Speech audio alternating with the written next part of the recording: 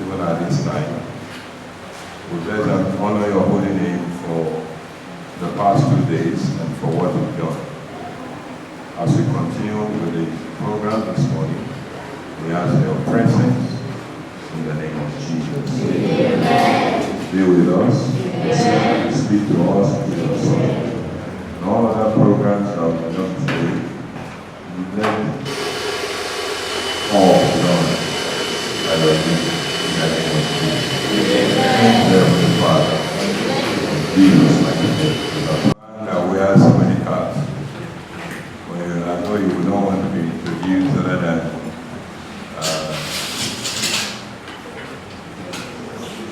to be called the Minister Olufor, but he's our Senate Chairman. Let's put our hands together. Thank you so much, sir. Yeah, okay. Upscope. So my lecture is basically for students, and I believe that the teachers and our Senate members eventually will benefit from it. They have said my name is Oluhemto. I was sitting here about 40 years ago, and one major thing that happened to me was that I had a very poor background in mathematics, and I didn't want to do anything, but engineering or science, So I had to do some extra research, and what led me to this, that's why I want you to listen very well, because attention is part of what we are going to talk about, So you have to listen well, because by the time you take your exam, I expect you that you will score 300 plus. Yeah, not only by prayers, but by work. But I will expect that you do that after you have listened to this. Because if I had known this, all this while, maybe I would have struggled the way I struggled. So eventually I got to this, which is my introduction now. I had a poor background in mathematics, and of course, I didn't pass my maths the first time, so I had to do extra work. After doing extra work, of course, I passed my JAMB, and I was offered electronics in Unilag, but the electronics I entered for, or I was admitted for, was the one in science, not the one in I can still remember. I failed it, so what? They had to do all the engineering maths. It's more difficult than even a normal science maths. So my engineering maths that included Fourier analysis, Laplace, 9x9 matrices. We do 3x3 normally, but in the university one you do 9x9. So very tough one. This one was particularly, I think, my year 3 or year 4. With the engineering students. Funny enough, the one that is tougher, I scored about 85 because we had our grades for Unilag was different. I think they have changed it now. A plus, A minus, A plus, A minus, A plus, like that. So for the first time in my life, I scored A plus in mathematics. Not even ordinary mathematics, a very tough one. So I started thinking, what could make me fail? And truly, I found out that there is memory science, or there is science to memory. So that's how I got this, and I've done a lot of research. It's actually if we do this lecture and I have to do all, it will take like 3 to 4 hours. But I'm going to shorten it. We are going to do it just for about 30 minutes to 45 minutes, so that you can be attentive, because our brain normally cannot, even for adults that maybe about 30, 40, they can't retain they can't retain things that is more than 30-40 minutes. Even at that, there was a research that was done in US in a church service that had about 30 minutes sermon. By the time they by the time they finish the sermon, only 10% could remember the title of the sermon. For you to learn, you will have to teach sometimes, because you could imagine how many times I've gone through my presentation because I want to teach this.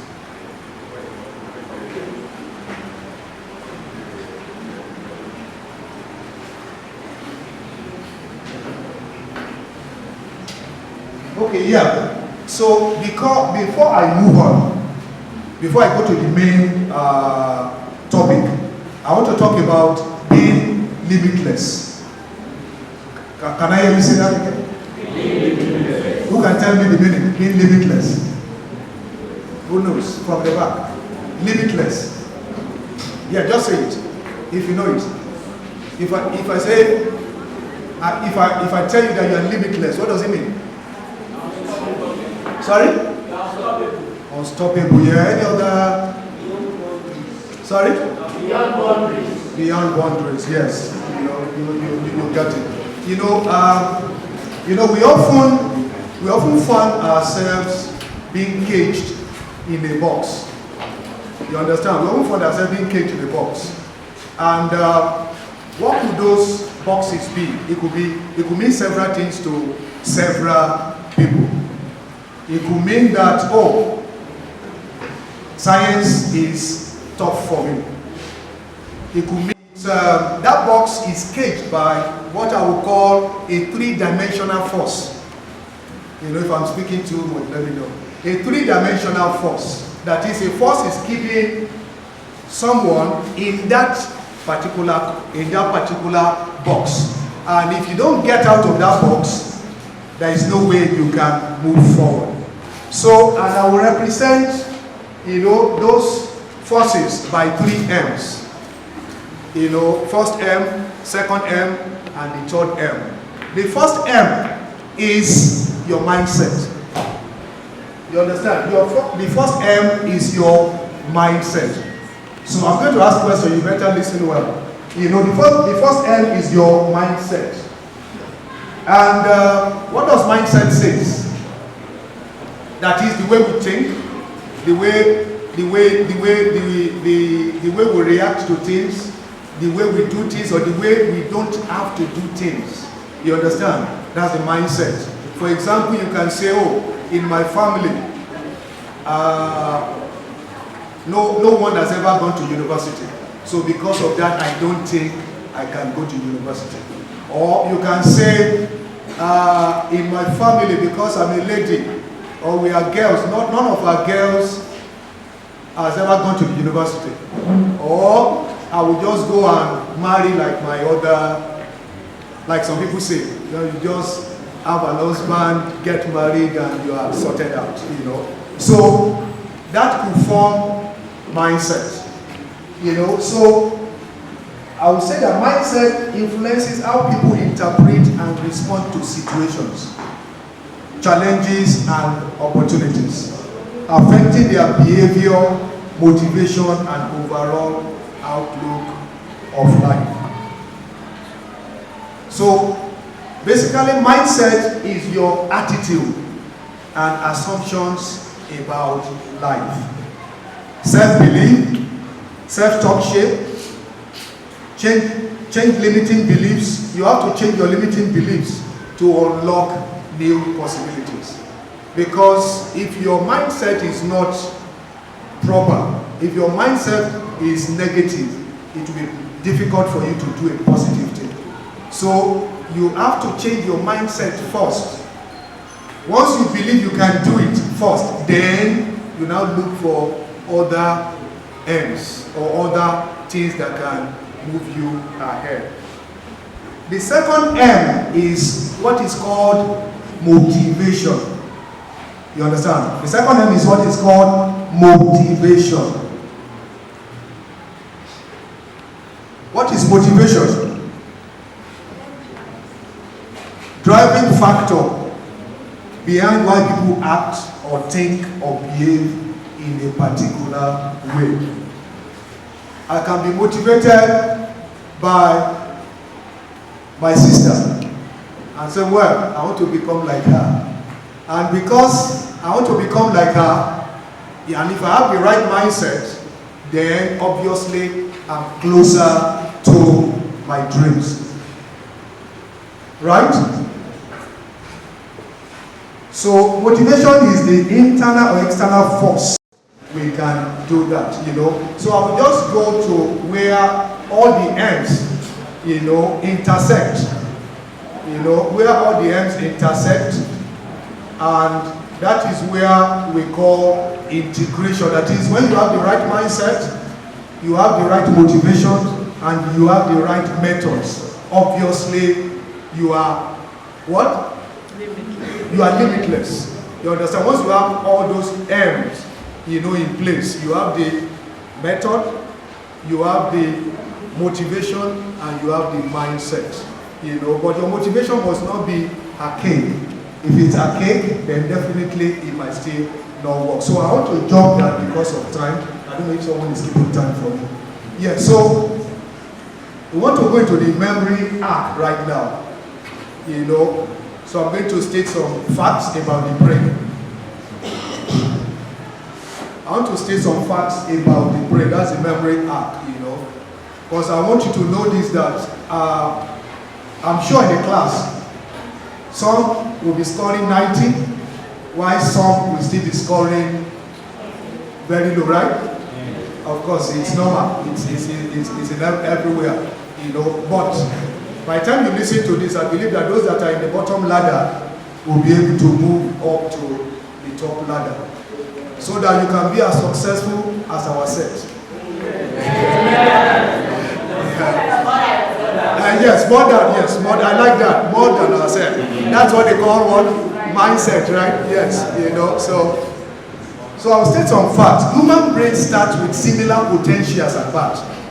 You need to know that. The person that is scoring 100 and the person that is scoring 10, the brain they start the same way.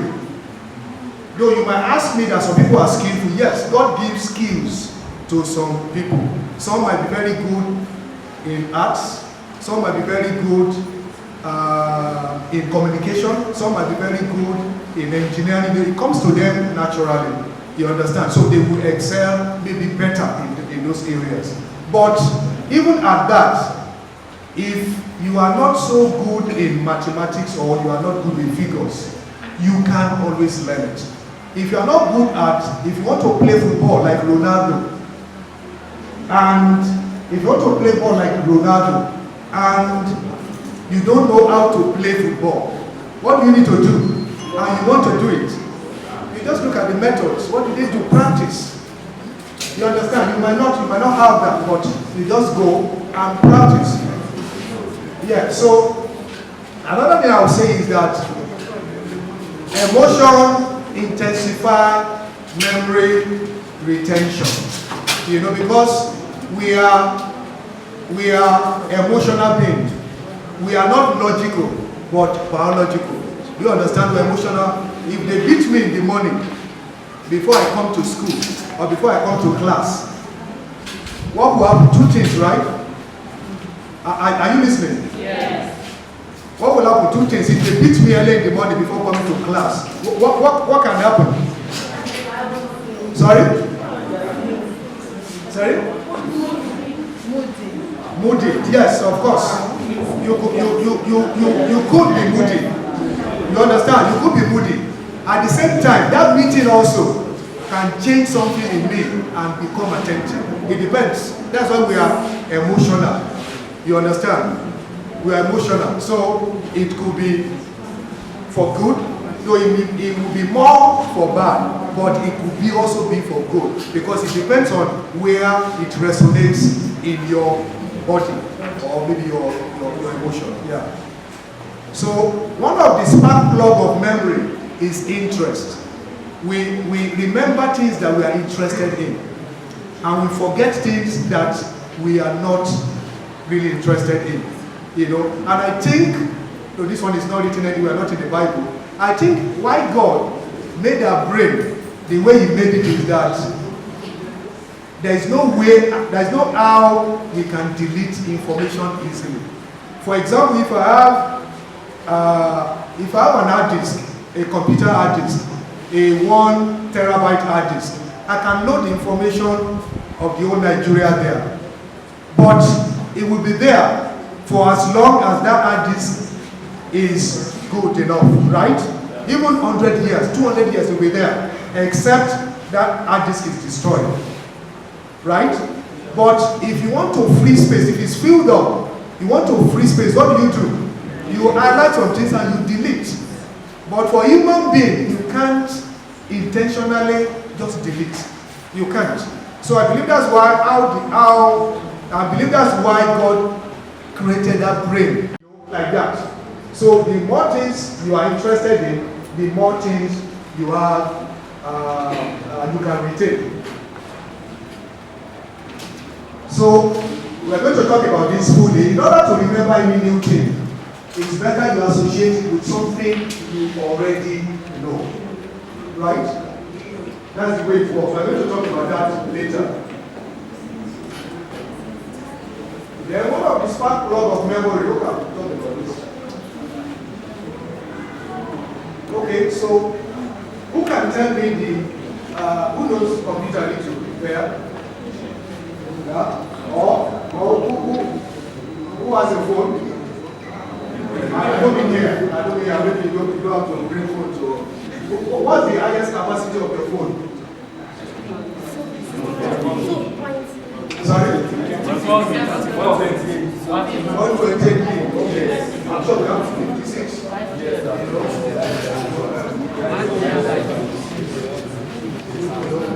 I'm sure we have 56 gig. You know. So, and you know, are you listening? Yeah. Don't be distracted. You know we have said it, don't be distracted. Let them come in. Or let's wait for them to come in. I'm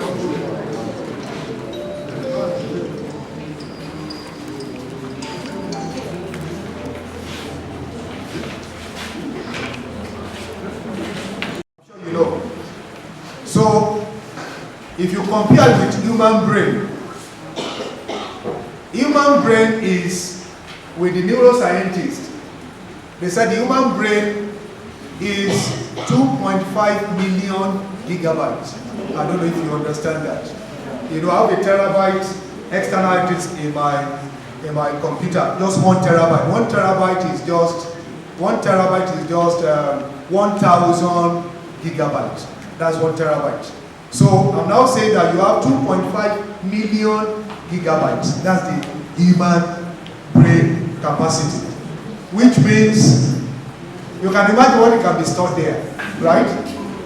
That means you can have like 100 computers or 500 computers or, you know, or 1 million computers in that same air. The only thing is that, why is it weak then? Because it needs training. You understand? You need to train it for it to be strong. You understand? If you don't train it, you will not be able to remember anything. You know? So here is how the brain capacity works. The efficiency. The brain discards or compresses unimportant data to make room for more significant information. It excels at organizing information by relevance, emotion, and association. I'm sure you understand that. But the challenge of the brain is that the brain is powerful, but doesn't come with an owner's manual. That is, God doesn't give us how to use it. We have to discover it ourselves. And that's why I discovered this, and I want you to know this. You know, the brain will also get weaker as we grow old because of the neurotransmitters, you know, because of aging, you know. So, listen again well at this. Listen again well at this. How to improve your memory intro. I mean, how to improve your memory. You understand? If you are scoring 10% or... Esa, can you sit down, please? Esa, please. Don't distract the class. You can do this after. You know, you have to develop these 4 major things. Attention, comprehension, recall, and what? Application. So, we are going to talk about emotion and attention, which we've mentioned a little bit part of it, you know. And I believe schools are supposed to even teach this so that they can awaken those sleeping giants. Because nobody is dumb. And I'm sure our educators will know that. Nobody is dumb, right? Yeah, nobody is dumb. So, all learning is state dependent. All learning is state dependent. That is, you have to be at the right state of mind for you to be able to learn. You know, so all learning is state dependent. Information combined with emotions bring out long memory. Information combined with emotion brings long memory. If you have any question, you can quickly stop me, you know. For you to be able to learn very fast and pay good attention and know all what you need to know, I call them 3 F's. Fun, focus, and fierceness. You understand? Fun, focus, and fierceness. Why fun? If you enjoy what you do, or if it's what other word can I use? If it's attractive, or if it's something that comes to you easily, I'm sure you remember that there are some classes that you want to go to, and there are some classes you want to skip. Why? You understand why? You go to the classes, I'm not saying you skip classes, you go to classes that are very interesting because you learn well there. That's why kids, they learn with songs. They learn with equipment. They learn with they go outdoors. Yes, outdoors, you know. And you will see that kids, once they enjoy coming, you will see that they learn very fast. They say that the brain of kids is likened to a sponge foam. You know how sponge does. If you put it in water, what does it do? Absorbs. You know, just like that. But as we grow old, it's not anymore. You understand? You know, I can give you that there's a kid. She's grown up now, but then they normally bring her from UK to Nigeria, and when she lands, she won't be able to speak one teeth of Yoruba. Yeah, everything is rhyming, you know, just like that. But within not up to 6 months, she has forgotten all the rhyming. You know, it's Yoruba food. They will take her back, they will bring her, and it was oscillating like that. And I said, won't you turn this girl's brain, you know? But eventually, I think she was now resident there permanently. So I'm just talking about that fun, you know. You can make it fun yourself. If your teacher is not making it fun, you decide to make it fun. You understand? Decide to make it fun. And what other name? Just a minute. What other name do we call those that are brilliant? Sorry? Genius. Sorry? Genius. No, apart from genius? Sorry? I didn't hear you. Okay, intelligent. Okay, yes, you are right. You know, but what they call them is, they will say this person is focused. It's because he's focused, that's why he's brilliant. because he prioritizes what he wants. Do you understand? So focus is key. If you are not focused, obviously there is no way you can retain anything. Do you understand? There's no way you can retain anything. So let's go.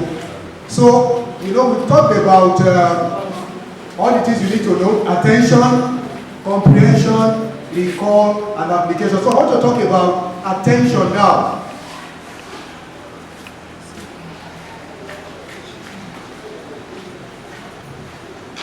Paying attention, just like we are now, requires a process of memory which is called registration. That is, as you are speaking now, as I'm speaking to you now, you are registering what I'm telling you, right? You are registering it. But there are right ways. Anyway, let me get there. You are registering it. So, but there are right ways of registration and there are wrong ways of registration. If you register the right way, then obviously it will last. If you register the wrong way, obviously it will go out of the. So registration means the process of storing information into your brain. That's registration. Just as you are listening now, you are registering. But obviously you might not remember some details later. And that's why I'm taking this. Yeah, here I said there are some right ways of registration and there are some wrong ways of registration. If you use the wrong way, you are seriously going to have problem with retention and obviously recall. You understand? Recall is when you sit in the exam hall and they ask you question. What are the states in Nigeria? You start doing like this. And I know it all, but what happened? You know it, but you can't recall. It's there, but you can't recall. It's hidden somewhere. Do you understand? Now, once it's hidden, there's no way you can. Maybe it will be after the class, and after the exam, you will remember that, Sokoto is there. Anambra is there. So and retention means how long you can store the information in your brain. So let me just drop some. I don't want it to be too long. The best way to register information when in a lecture room or reading or watching presentation is to focus with no distraction. Is to do what? Focus with no distraction. And what are the things that can make you lose focus in class? We have the external factors and we have the internal factors. The external factors are noise, visual distraction, temperature, whether it's too hot, technology, whether you're using your smartphone, or phone notification. Maybe when you are reading, a message pops in, you'll be distracted. The internal factors are like fatigue, hunger. Obviously, when you are hungry, I'm sure you won't be able to read or you'll be able to listen well. So then stress, then daydreaming. Daydreaming is very common. Daydreaming is very common. How do you fight daydreaming? Who can tell me? How do you fight daydreaming? You know what daydreaming means? Do you? You don't know what daydreaming means? Okay. Daydreaming means your mind is wandering around while in class. While we are talking here, your mind could be at home. Your mind could be out to get food. Your mind could be out to escape a punishment. Your mind could be, just roaming around. You are not really listening. You understand? You might be looking at me, but you are not listening. Or you are not paying attention and nothing is going in. So for you to be able to fight daydreaming, what you need to do is maybe you get a stress ball.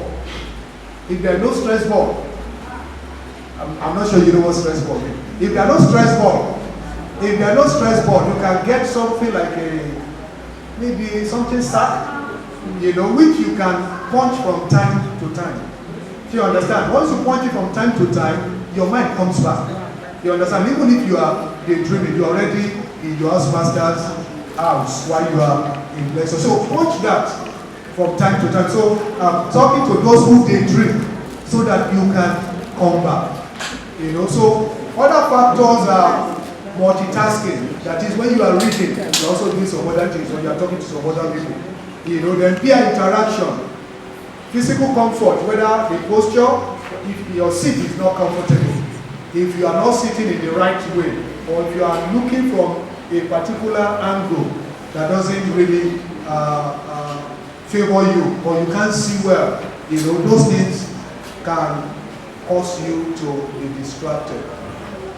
Then how to increase your focus? How to increase your focus? Are you listening? Yes. Let me hear you say amen if you are listening. Amen. Okay. Well, part of how you can get focused is one, prepare for your class ahead. Prepare for your class ahead. Avoid sitting at the back. You understand? Avoid sitting at the back. When you say that some people will still sit at the back, yeah, well, you can concentrate better at the back. Avoid daydreaming. If you can, you have to. If you can't, then you get what can make you get out of daydreaming. Because I know some people daydream, you know. So then avoid engaging in other tasks while listening to lectures. Like some of you are talking, some of you are looking outside.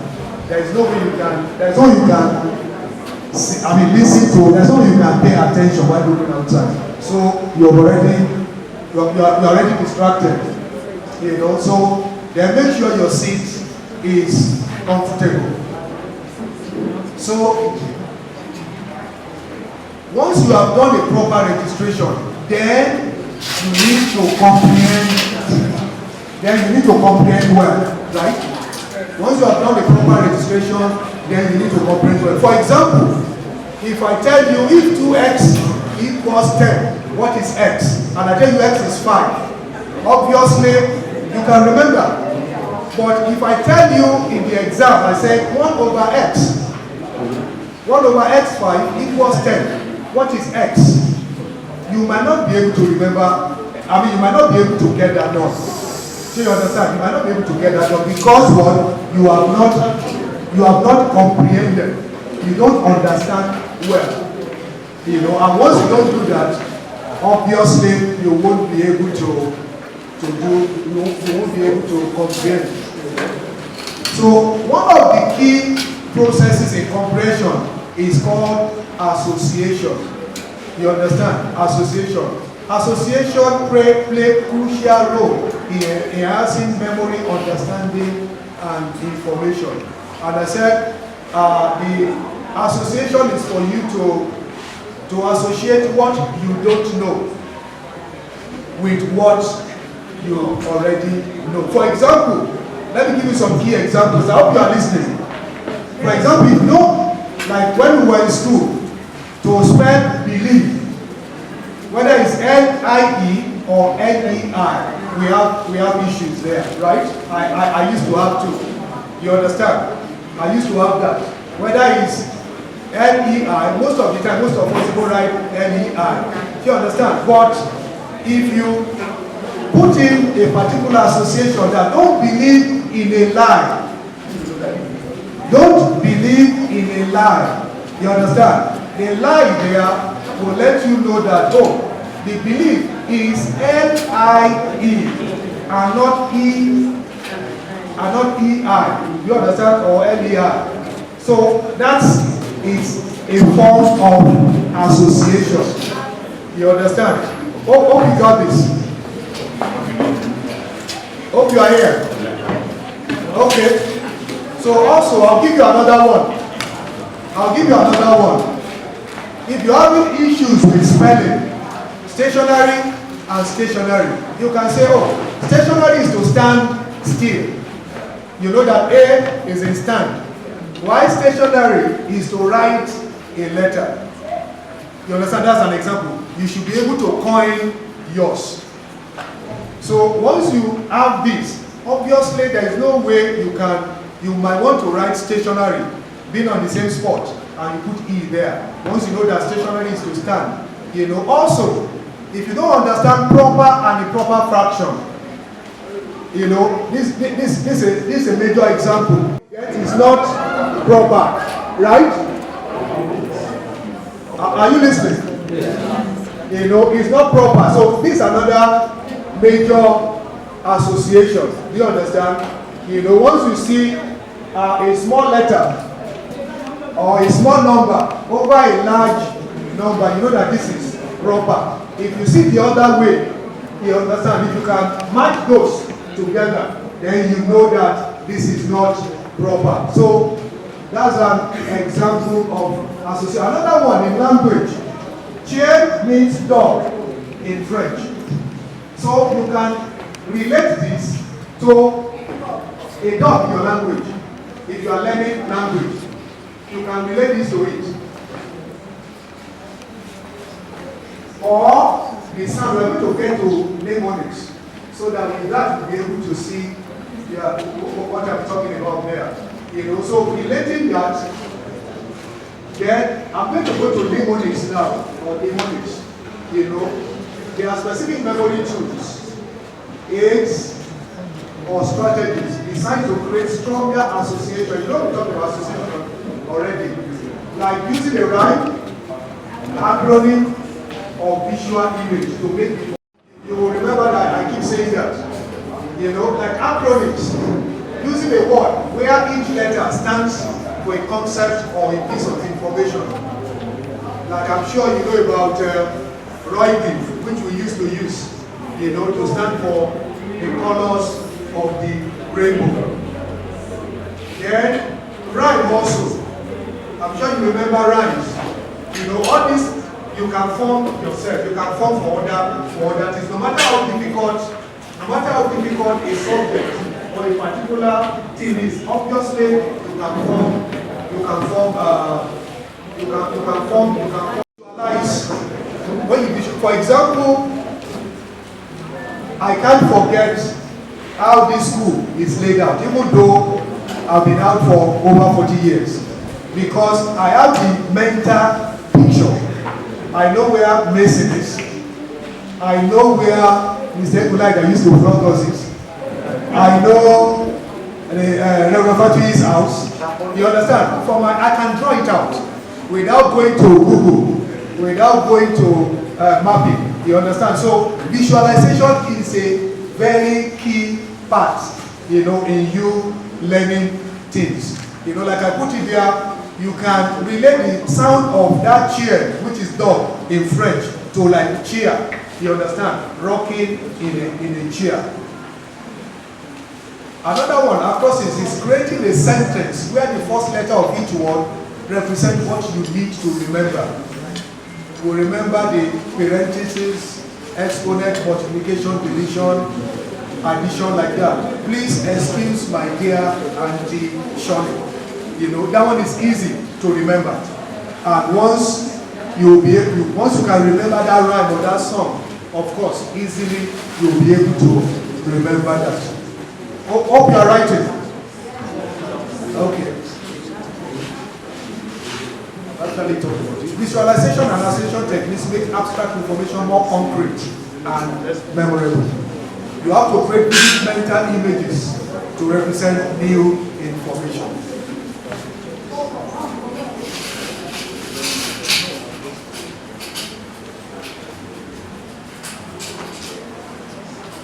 I'm giving an example of a visualization here. If you need to remember items like apple, bread, milk, you know, you can picture yourself walking through the store, grabbing a bright red apple, then a loaf of bread, and finally a carton of milk. You visualize those items in your minds, which will help you reinforce your list. Okay. Let me jump this. Another one in remembering things well is chunking.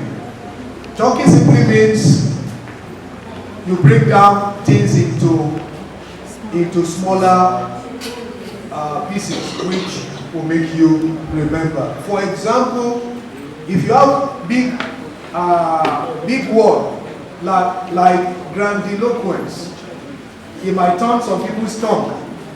You know, you can break it into two, grande and know the meaning, then go to low points. Even with spelling, it will help you to be able to spell. You understand? But if you say grande low points, because it's long, you might not be able to write it easily, or you might not be able to remember even the spelling. So if you break it down and say grande and low points, then obviously once you pick them, you know, in the two, you'll be able to put them together. Yeah, so from what we have done so far, you can see that attention helps you with registration, while comprehension helps you with retention. Then the next thing is recall. Recall is the actual test of memory. That's why we have to do exams. If you don't write exam, then definitely there's no way your lecturer or teacher will know that you know this subject, you know. So, and those that do medicine will know what I'm talking about. It's a large curriculum, you know. So, if you want to have a better memory, what do you do? What do you do? You have to practice recall. You understand? Are you listening? You have to practice recall. That is, don't let a learning session end without practicing recall. Just like we are here, you try to recall what are the things I've said earlier. Can you even close your book and start how to do this? You know, and if you want to teach, like I said earlier, I've gone through my slides severally because I need to teach it. So if you have to teach something, obviously you will need to go through it more. You will need to do a whole lot of recall before you can actually try to teach it. So with that, with teaching, you will be able to know easily, or remember easily, or recall easily what you are about to do. Then the next one is application. You have to keep on practicing and implement. So I'm not sure you have ways to implement here. You know, implement means the practical part. You know what? You have to keep practicing. You have to keep recalling. The more you recall, the more you know that. You know. So, how many minutes are I used? Please go ahead. We're enjoying the lecture. Yeah, okay. So, I'll go to the next one, which is, you know, like I told you, I can't take all. If I had to, it will take almost 4 or 5 hours, and I'm not sure you can be attentive for that long. You know, so reading techniques, you know, because you have to read. You understand? After writing, you have to read. Active reading involves engaging with the text through questioning, summarizing, combining this with effective note-taking methods can greatly enhance memory retention. And it's been said or found out that when you write, it connects with your brain. You know, writing connects with your brain. Don't just photocopy notes. You know, I used to photocopy notes when I was in the university. You know, but you don't have to. It's better to write. You know, as you write, it connects with your brain and you'll be able to remember easily. I hope you are listening.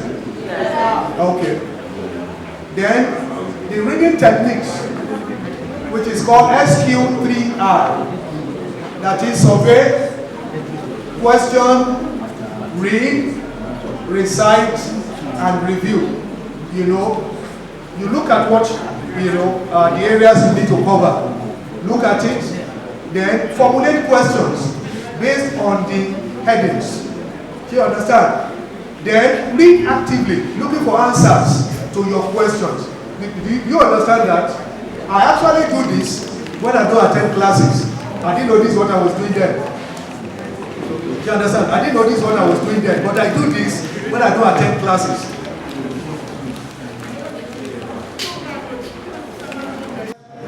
In turn, that is, you take turn.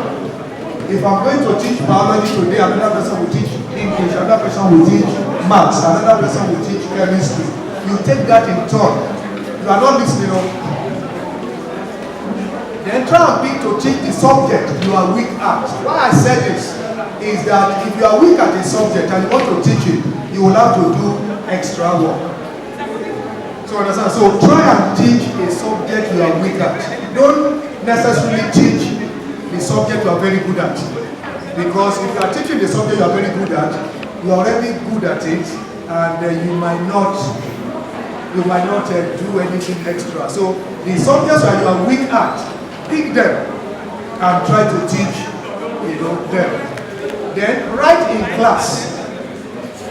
Write in class instead of photocopying, or instead of trying to go through the textbooks.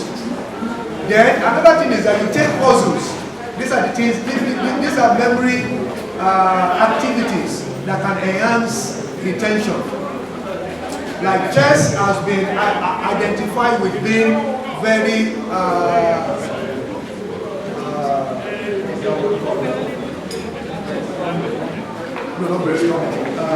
being analytical. If you want to be very analytical, chess, it's avocados, blueberries. Blueberries I'm sure blueberries are not so common here, and it's expensive. Yeah, then broccoli. I don't want to go into details like that, so you can just write that down. Then olive oil is good. Then eggs are very good. Then green leafy vegetables like kale and spinach, they are very good. You have to add that. Then white salmon, the ones you can get there, Then turmeric is very good. It's an anti-inflammatory substance. I take that. You understand? I take that a lot, and there is even a research. I don't know whether it's confirmed yet.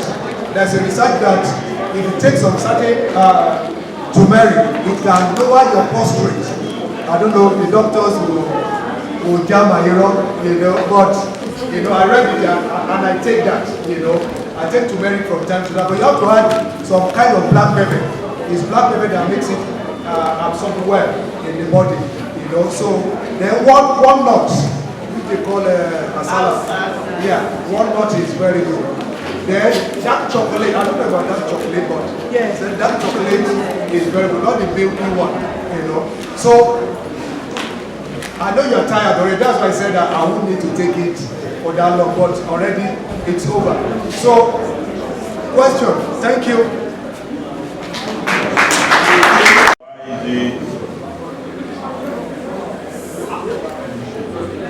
Why is it a mobile phone?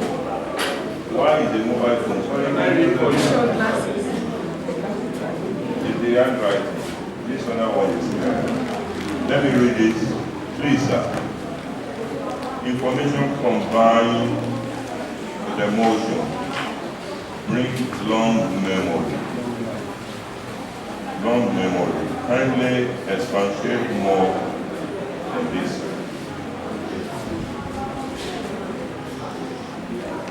Okay, the person asked that information and emotion brings long life and memory. Like I said, we are not logical beings, we are biological. So we are emotional beings. Are you listening? We are emotional beings. So if you bring in your emotions, looking at, emotion could be, I really need to pass maths because my teacher, did well for me. You just have that at the back of your mind that, this person is not doing so well, I want to put in extra effort. You understand? You drive in your emotion to make you read maths more. Like I told you, I had problem with maths when I was here about 40 years ago, and it was a great challenge. But eventually, I told you how to do a lot of engineering maths, which I passed, and that's what got me to memory science. So, information with emotion brings lasting memory. Is it clear? Who asked the question? Are you okay? Yes, sir. Okay. The second question goes thus. How does a medical student with so much to read balances sleeping at night without getting tired during the day? Maybe I should allow a medical doctor to answer that. Yeah, actually, that's what we call, I mentioned chunking as part of the reading techniques. Chunking, you have to break down, those large parts and bring them take them one after the other. And by the time you use all those techniques, association, mnemonics, and practice it also, of course, you will be able to do that. And know that the more you read, the more you practice, the more, if you want to become a good footballer, what do? You practice. So the more you practice, the more you'll be able to remember, the more you'll be able to know. Or Dr. Adewa, do you want to say anything about that? It's a medical doctor. Just maybe 30 seconds. Sorry, I can't make that. But one thing I'm not sure whether I mentioned sleep. Okay, yeah, okay. Adequate sleep is very important for memory. For you, students that want to become doctors, let me tell you something today. Medicine is not difficult. Of course. Okay? But I can also tell you the truth. There's a lot of things to learn within a very short space of time.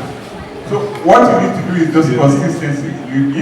You have the exam, you don't have the exams, you have to keep reading.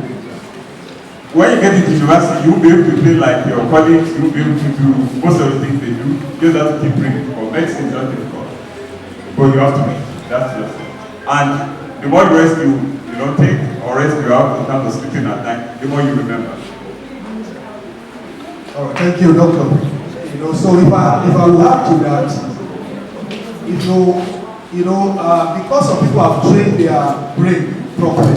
We are talking about training the brain, and that's why we are having this class.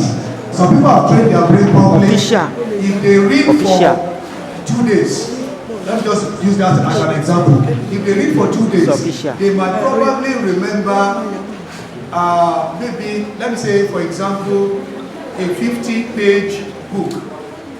Another person might have to read, I said 2 days, right? Another person might have to read it for 5 days. So if you have to read for 5 days to remember the same, it's not that person is more brilliant. It's because he has been practicing all along.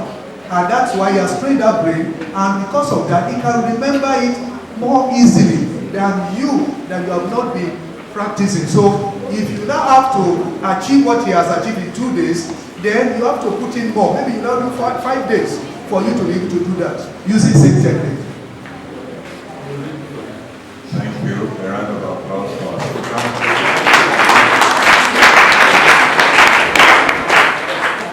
Yeah, I don't know who asked this question, but I think the answer is very straightforward. The question is, I was once addicted to reading, but now I'm addicted to phone. So if you know the answer. So let me see give it to the speaker. Okay. Actually, phone is a big distraction. Are you listening? Even to adults, even to us, phone is a big distraction. So, but as a student, what you need to learn is that you have to switch off your phone at some major times. You have to be disciplined. That's why we're talking about focus. I told you that, what is the other name for someone who is brilliant? You told me focus, right?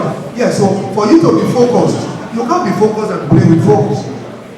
If you are focused, you have to pick your books first.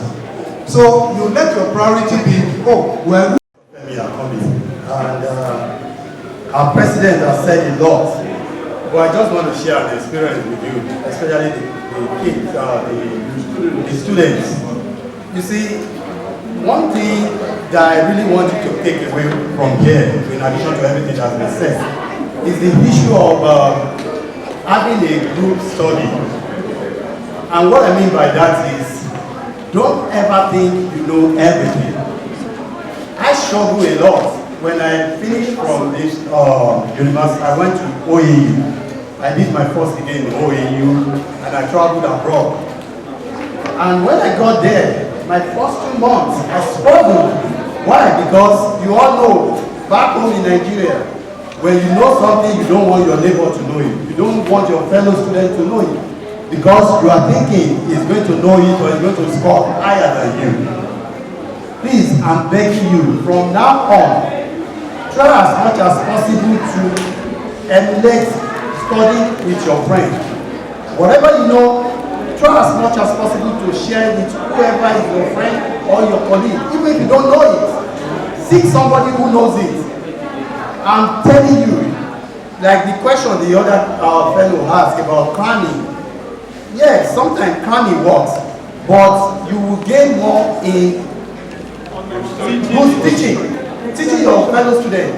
Don't think of the point that he or she is going to know it more than you. No, it doesn't work that way. Studying with him or her or sharing whatever you know with him will help you along. Like I mentioned, 2 months when I got there, I struggled until I later found out that, hey, you got to reach out to other people in your department, and doing that, I later find my food, and it helped me a lot. And that's what I want to ask you guys to, going forward, don't think like, oh, because your friend is going to know what you score, your grade or whatever, is going to be an impediment to you. But study together is a good clause that will advise you to do. And going forward, it's going to help you in the future. Thank you. Thank you, Dr. Ikembe. The last question.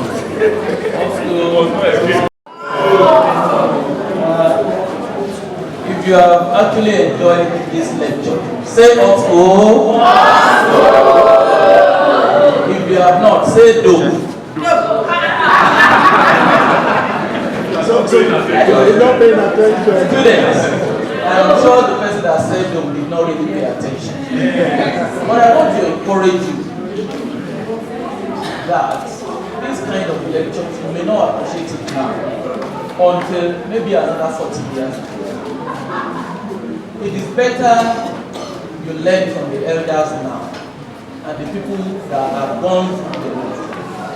Like he was saying, he mentioned a lot of things he experienced while he was here. And I wish you can learn from that. The Yoruba saying says, any disciple let me at the same time appreciate the 79-84% for the input they have had in today's global homecoming.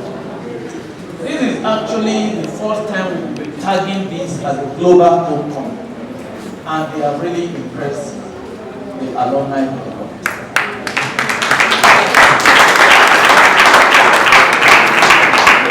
Ranging from the refurbishment projects, from the activities set, we are appreciating it. But I have a poster, and the poster is this. You said if you want to teach, you must not teach what you are good at, but what you are weak at. Then I begin to process. How do you understand what you are weak at, and how do you impart knowledge to others about what you are weak at? I think for me, I am trying to visualize that I should teach what I know best how to do. That is one. Then the second thing is,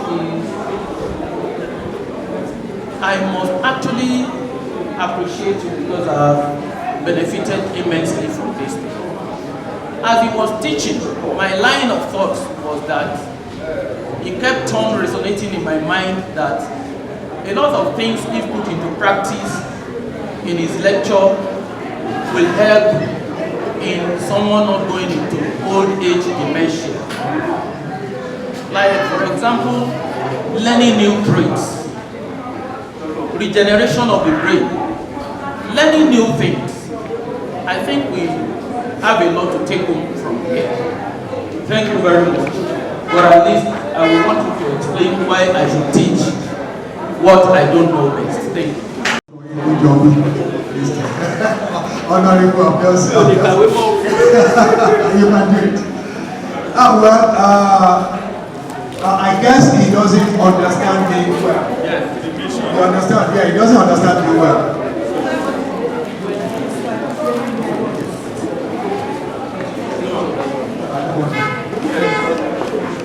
To the pastor.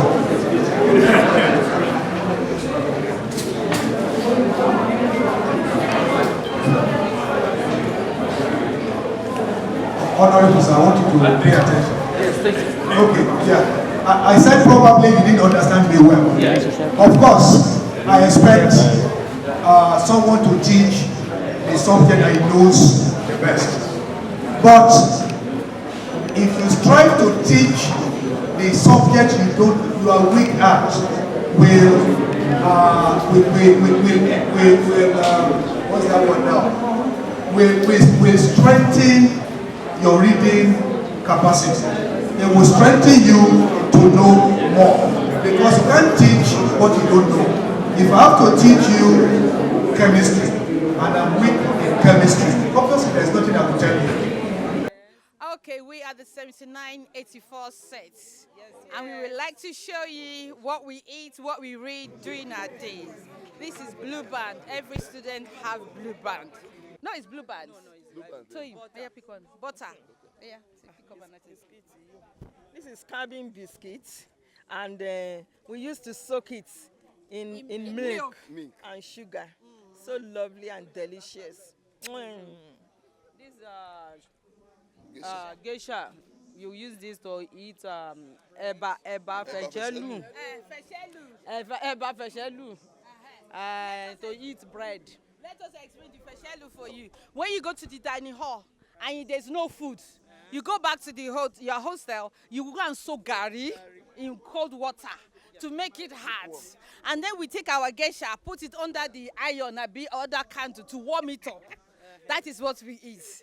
And then who remember Lambert? This is our chemistry textbook. Lambert. Okay. Lambert. And this, I think this is the physics. So these are books. And this is the sugar. Sugar. This is carnation. You can take this carnation, just drink it like that. It's sweet. This is how we survive Pig in milk. our days in Pig boarding milk, house. powder pig milk. Physics textbook. Paper, you Physics. roll it. After break. During the time of exam,